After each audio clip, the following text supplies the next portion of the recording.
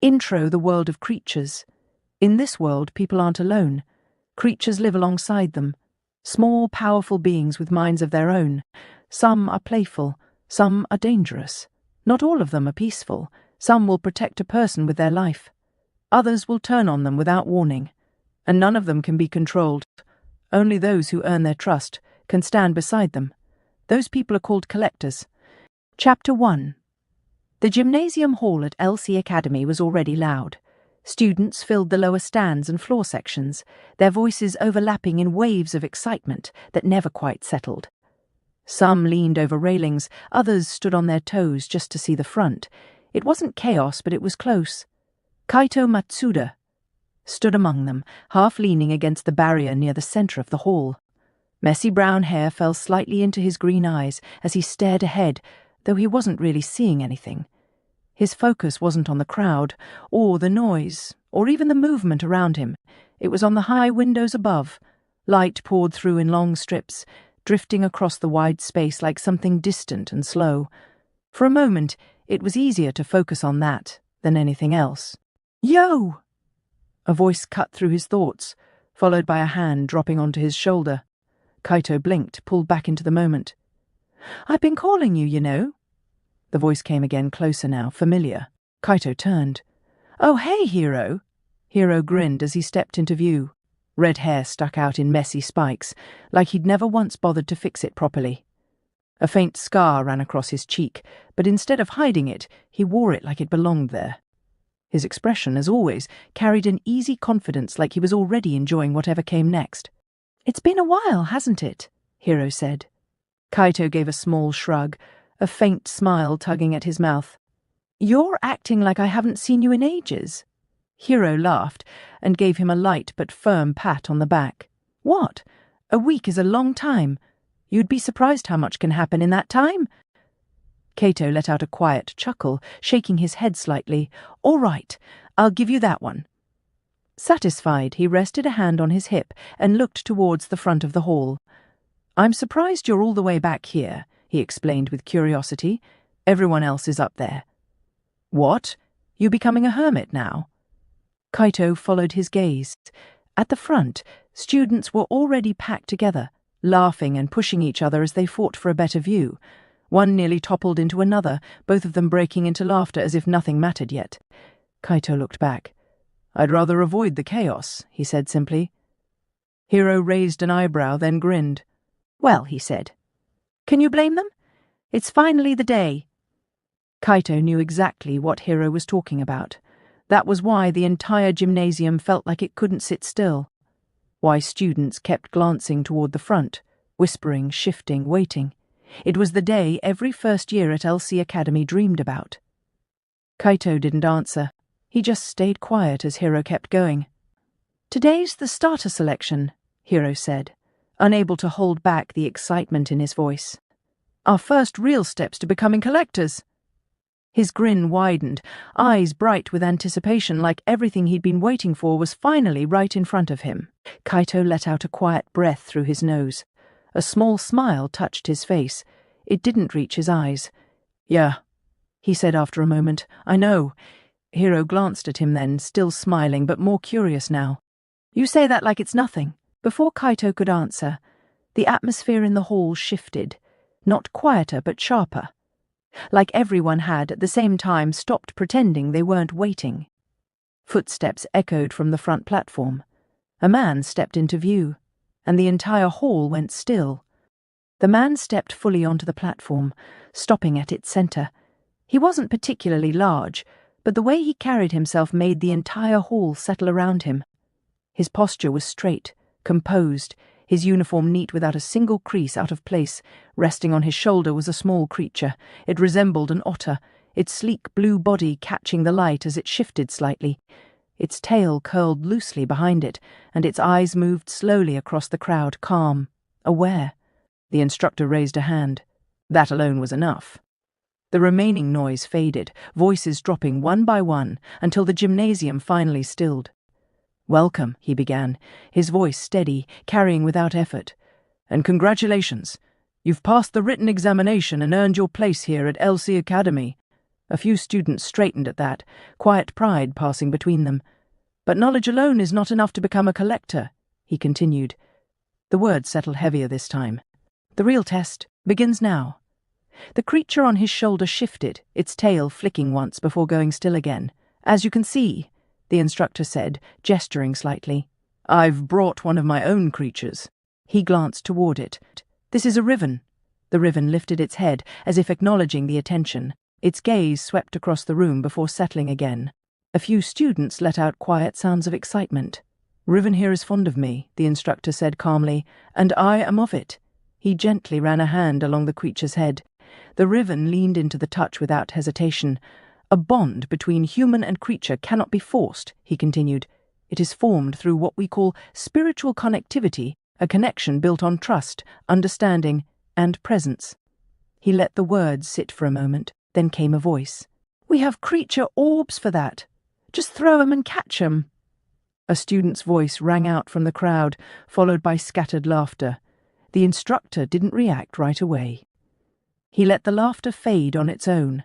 Creature orbs do exist, he said evenly, and they can assist in forming that connection. His expression hardened, just slightly. But if a creature does not accept you, if you cannot form that bond naturally, the pause lingered. Then you have no place walking the path of a collector. A quiet tension spread through the hall. The same student spoke again, more hesitant this time. How so? If orbs help with bonding, why does it matter if it's natural? A few others nodded. The instructor's gaze settled over them. Because artificial bonds do not create true growth, he said. Without understanding how to connect naturally, those bonds become unstable. He paused. They break. Another pause. And when they do, the creature does not see you as a partner. His voice lowered slightly. It sees you as something it no longer has to listen to. No one laughed this time. And when that happens, he finished quietly. You don't lose a creature. A beat. You lose your life. The silence that followed felt heavier than before. So I will say it again, the instructor continued, his voice steady once more. If you cannot form a natural bond, you have no place becoming a collector. A brief pause. This is for your own safety. Beside Kaito, Hiro's hands tightened into fists, his grin only widening. Did you hear that? He whispered, barely able to contain himself. This is it. This is really it. He looked ready to move before anyone gave the signal. Kaito didn't answer. His gaze stayed fixed on the platform, on the Riven, on the instructor, on the weight behind the words. Trust. Understanding. He let out a quiet breath. The instructor reached to his side and raised a small device. Then, if there are no further questions, he pressed it. A low hum echoed through the hall. Behind him, the walls began to shift. Panels slid open, revealing 3 separate sections built into the structure itself. Let me introduce this year's selection of starters. A murmur spread through the students, low at first, then building. Even Hiro shifted beside Kaito, barely containing himself. Heat rolled out from the first section. Cracked stones stretched across the ground, faint embers glowing between the gaps. Small, canine-like creatures moved across it, their bodies flickering with low flames. Our fire-type starter, Gruff, the instructor said. Feisty, energetic, and quick to react. Choose one, and you'll need to match its spirit. The second section opened into soft greens. Grass and low plants covered the ground, leaves brushing gently together as small, round creatures moved quietly between them. Our grass-type starter, Lumi, calm by nature, a steadier path for those who prefer patience over conflict. The final section shimmered with water. Shallow pools rippled softly as sleek, otter-like creatures darted through them with quick, fluid movements. And lastly, our water-type starter, Riven. Intelligent, confident. They choose carefully and expect the same from you. The reaction was immediate. Excited voices broke out across the hall. Students leaned forward, some already stepping closer without thinking.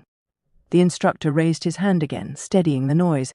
This year you will choose your starting creature from among these 3. His gaze moved across the crowd. You will form a bond with one. His voice lowered. You have 24 hours.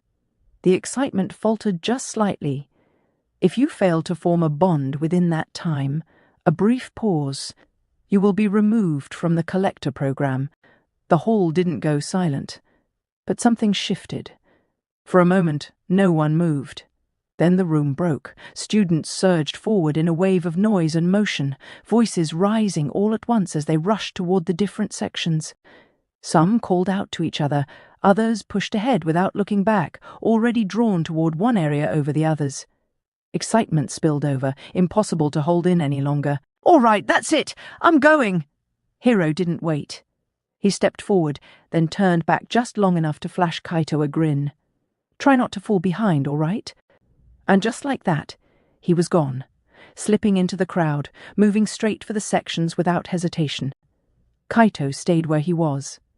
The space around him emptied quickly as students rushed past, their footsteps echoing across the floor, their voices blending into a steady hum of excitement. Someone brushed his shoulder. Another nearly bumped into him without stopping. Still, he didn't move. His eyes drifted toward the sections. Fire, grass, water. A decision that could shape the very core of his future stood right in front of him. Waiting. From where he stood, he could see the gruff darting across the heated stone, small bursts of flame flickering along their backs as they moved. The lumi shifted quietly through the grass, barely making a sound as they weaved between leaves and stems. And the riven, they moved differently. Smooth, certain, full of quiet confidence. Kaito exhaled slowly. One. That was all it came down to. A laugh rang out somewhere ahead, Hiro's, easy to recognize even through the noise. Kaito glanced up just in time to see him crouched near the water section, already reaching out without hesitation. Kaito looked away. The crowd had thinned enough now. Nothing stood between him and the sections, no one blocking his path, no reason to stay back. His fingers shifted slightly at his side, then stilled again. Just walk. The thought came and went as quickly as it appeared. Kaito let out a quiet breath. Then, finally, he stepped forward. Kaito found himself drifting toward the grass section before he'd fully made the choice. It wasn't something he thought through. His feet had already decided. Out of the three, it felt like the simplest place to start. Lumi didn't stand out the way the others did. They didn't burn, didn't rush, didn't demand attention. They just moved quietly, gently, like they had all the time in the world. He slowed as he reached the edge, didn't step in right away. Instead, he watched. One of them nibbled at a blade of grass, unbothered by the noise still lingering from the hall. Another slipped between the leaves nearby, its body brushing softly against the stems without so much as bending them. They weren't avoiding people, but they weren't seeking them out either. Kaito's gaze followed them without thinking, the way they moved. The small pauses between steps, the distance they kept not out of fear but something quieter. There was a rhythm to it, one he almost understood. He exhaled softly, then stepped inside. The grass shifted faintly under his feet, a quiet sound compared to everything else around him. A few lumi lifted their heads. Most didn't. Kaito crouched, slow and careful, as if moving too quickly might break something he couldn't see. He didn't reach out, not yet. Just watched. It didn't take long for one of them to notice him. A lumi paused a short distance away, its small body still as it looked in his direction. For a moment it didn't move at all, just watched, as if deciding something. Kaito stayed where he was. Didn't shift. Didn't speak. After a second the lumi took a step closer. Then another. Kaito felt his breath catch just slightly. He lowered himself the rest of the way, careful, slow, as if any sudden movement might send it running. A small smile found its way onto his face, faint but genuine. "Hey," he murmured, his hand lifted. Slow, open. The lumi tilted its head. Its eyes moved from his face, to his hand, then back again. For a moment it stayed, close enough now that he could see the small details, the way its body rose and fell with each quiet breath, the softness of its movements, the stillness it carried with it. Kaito didn't move any closer, just waited. The lumi shifted. Then, almost without warning, it took a step back. Kaito's hand stayed where it was. Still, the lumi watched him for another second, then turned, slipping quietly back into the grass. The space between them closed just as easily as it had opened. Kaito lowered his hand. "All right," he said under his breath. He stayed there a moment longer, eyes following where it had gone. Maybe that one just wasn't it. Another Lumi moved nearby. This one noticed him quicker, its attention lingering only briefly before it stepped forward. Kaito tried again, same movement, same care. His hand lifted, but this time it hesitated, only for a moment, barely noticeable. The Lumi stopped, its ears twitched, and then just like before, it stepped back, not startled, not afraid, just choosing distance. Kaito exhaled softly. Again, a third attempt, then a fourth, each time the same quiet pattern. A glance, a step closer. A pause, and then space. By the fourth, his movements had changed, only slightly. His hand didn't reach as far, his shoulders held just a bit tighter. "Hey, it's okay," he said quietly, the words softer now. The Lumi in front of him didn't move closer this time. It watched him. Waited. Kaito held his hand there just a second too long. The Lumi turned and left. Kaito didn't follow. He stayed where he was, hand still half raised before slowly letting it fall back to his side. The grass shifted softly around him. The Lumi moved on. Nothing else changed. Kaito let out a quiet breath. Kaito stayed where he was for a moment longer. The grass shifted softly around him, as if nothing had happened at all. A small laugh broke through the quiet. Not far. He glanced up. Another student stood only a few steps away, kneeling in the grass just like he had been. Their posture was careful, hand extended, voice low, movements slow. Familiar. A Lumi stood in front of them. It didn't hesitate. The creature stepped forward without pause, closing the space between them as if it had already decided. It pressed lightly against the student's hand, letting out a soft, content sound as it leaned into the touch. The student blinked, surprised, then laughed. "Wait, really?"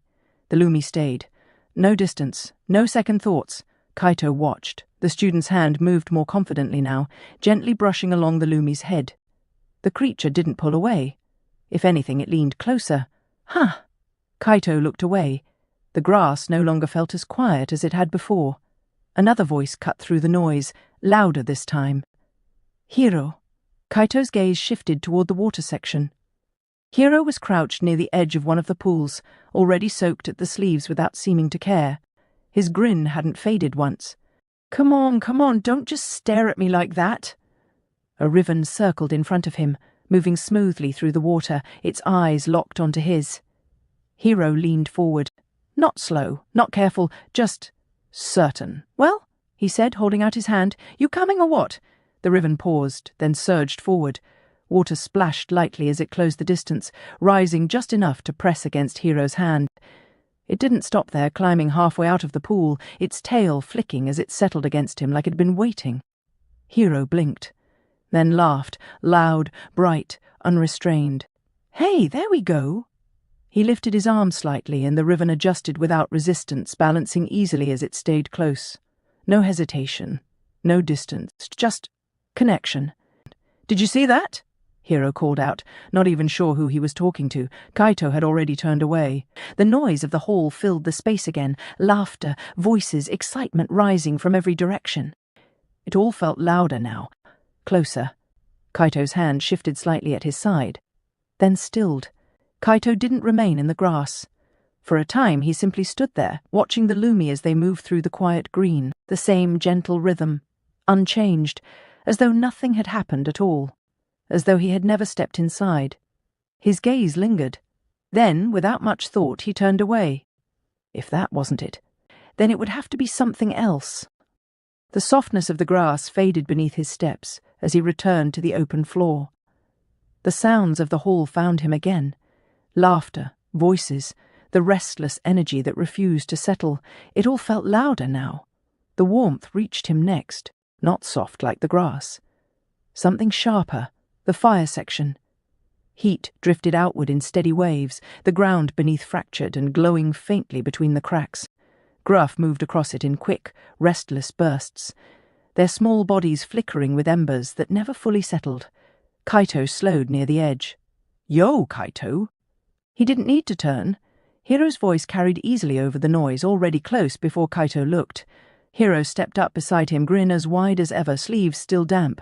Resting along his arm was the Riven, balanced without effort, its body relaxed but its gaze alert. "Look at this," Hiro said, lifting his arm slightly. "She's pretty cool, huh?" Kaito's eyes settled on the creature. The Riven met his gaze for only a moment sharp, measuring before turning away, as though it had already decided he wasn't worth the effort. "Yeah," Kaito said, a faint smile forming. "Looks like it didn't take long, right?" Hiro laughed. "Didn't even hesitate." Kaito nodded. "Guess you got lucky." Hiro scoffed lightly. "Lucky? Nah, that was skill." A quiet breath slipped from Kaito, something close to a laugh. "Sure it was." Hiro seemed satisfied with that. "Wait, what about you?" he asked.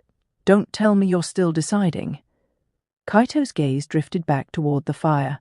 "I'm just taking my time," he said. "Trying everything out. Testing, huh?" Something like that. It was easier to say it that way. Hiro studied him for a second longer than expected, then shrugged. "Fair enough." They moved closer to the fire together. The heat grew heavier with each step, pressing against the air itself.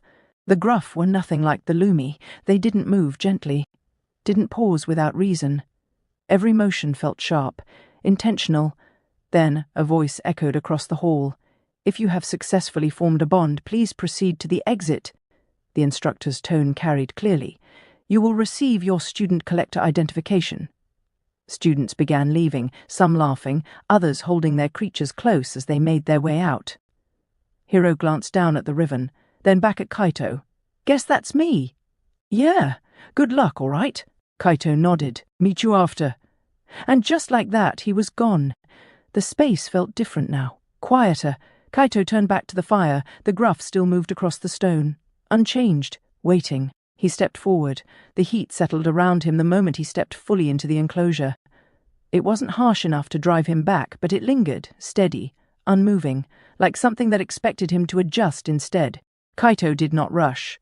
He moved across the cracked stone with care, the faint glow beneath his feet shifting as he stepped.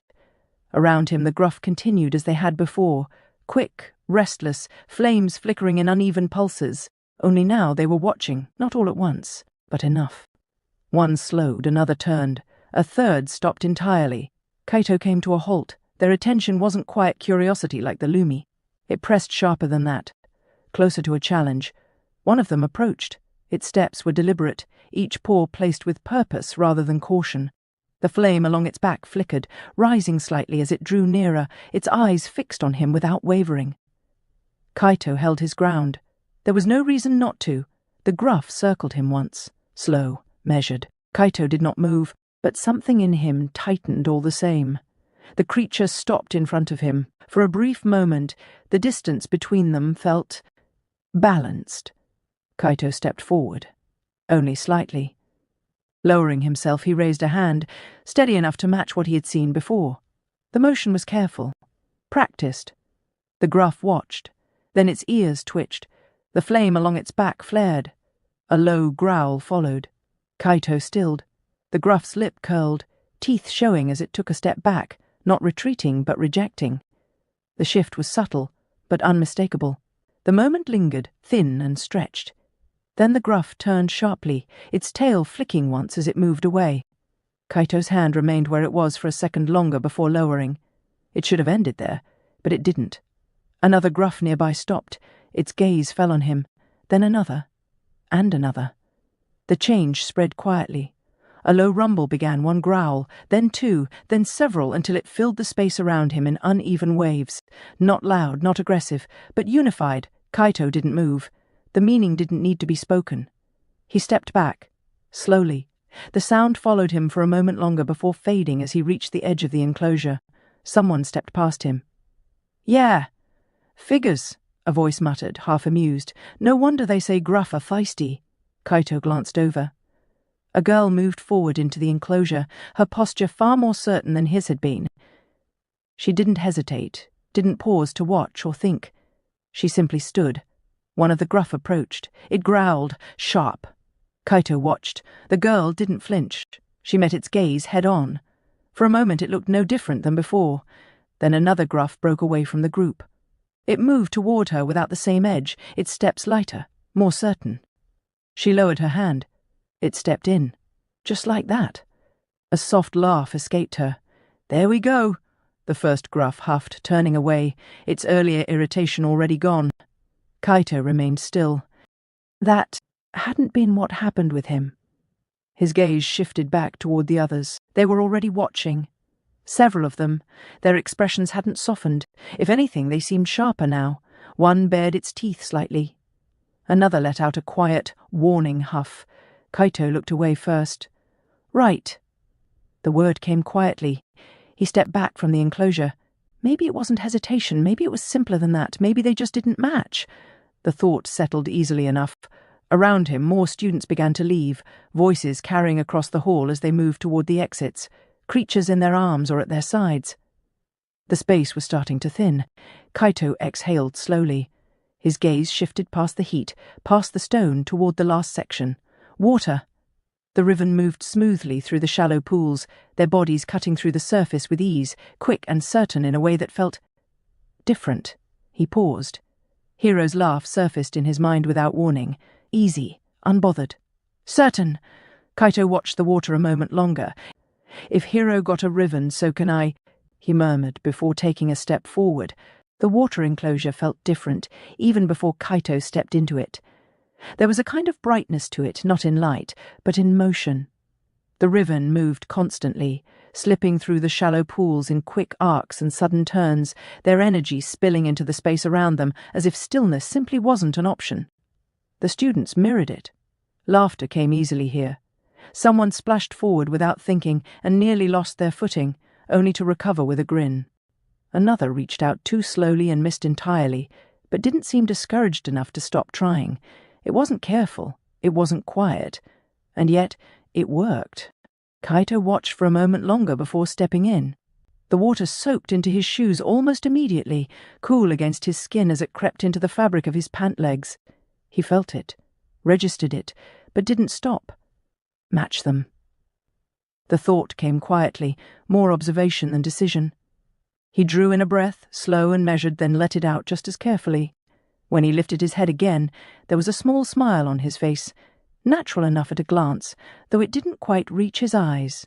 A Riven darted past him, fast enough to leave only a sharp ripple in its wake. Another circled nearby, pausing just long enough to glance up at him, bright, alert, before vanishing into motion again. Kaito lowered himself slightly, bringing himself closer to their level. His hand moved forward, steady though quicker than before. One of them noticed. It approached, not cautiously, not slowly, but with the same quick confidence it carried everywhere else. For a moment it seemed like it might work. Then Kaito reacted. A fraction too late.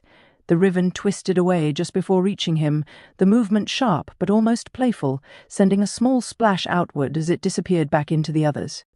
It didn't return. Kaito straightened, adjusting his stance as if that might have been the issue. Around him, others were already succeeding. A student laughed as a Riven climbed halfway up their arm, clinging there as though it had already made its decision. Another stood with one perched on their shoulder, its tail flicking idly as it watched the rest. Kaito tried again. This time he moved quicker, more deliberate, attempting to match the pace around him rather than follow it. Another Riven approached. It slowed as it reached him, its gaze settling in a way the others hadn't. For a brief moment it lingered. Then something shifted. Not excitement. Not curiosity. Something quieter than that. It backed away, and this time it didn't even pretend to circle back. Kaito's smile held, though only just. Those who have successfully bonded. The instructor's voice carried across the enclosure once more, calm and unwavering. Please make your way to the exit for registration. Movement followed immediately. More students left, their voices fading as they went, their excitement trailing behind them. Kaito glanced up, watching them go. There were still others trying, still others failing, so he wasn't alone. Not yet. He exhaled slowly and tried again. Another approach. Another moment. A Riven darted close, then veered away. Another ignored him entirely. A third paused just long enough to acknowledge him before slipping back into motion as though nothing had happened. The pattern didn't change. Time passed, though he couldn't have said how much. At some point he found himself back near the grass enclosure, watching the Lumi again. He tried once more, careful, steady, but they reacted as they had before, stepping back just enough to make the answer clear. So he returned to the water, tried again, adjusted, changed his timing, changed his approach. Each attempt felt slightly different. The outcome never was. Gradually, the noise in the gymnasium began to thin. Voices faded, footsteps lessened, and the space, once full, began to feel wider than it had any right to, until eventually it was quiet, not empty, but close enough. Kaito stood alone. The water clung to his clothes, heavier now, his hair slightly damp where it had begun to stick against his forehead. His breathing had changed at some point, quicker than before, though he hadn't noticed when. The enclosures remained as they were. The creatures hadn't changed. Only him. His gaze moved slowly between them. Grass, water, fire. What am I doing wrong? The words slipped out before Kaito could stop them. Quiet, but clear enough in the stillness of the gymnasium. You have done nothing wrong. The response came from behind him. Kaito turned. The instructor was already approaching, steps unhurried, hands resting behind his back as always. For a moment, Kaito just stared at him. Then the words came all at once. I don't get it, he said, the calm he'd held on to finally slipping at the edges. I read everything, every type, every behavior. I watched them. I matched what everyone else was doing. I did exactly the same. His hands tightened slightly at his sides. And not one of them chose me. The instructor didn't answer right away. His gaze moved past Kaito toward the enclosures. Custodians had begun to enter, moving quietly between sections.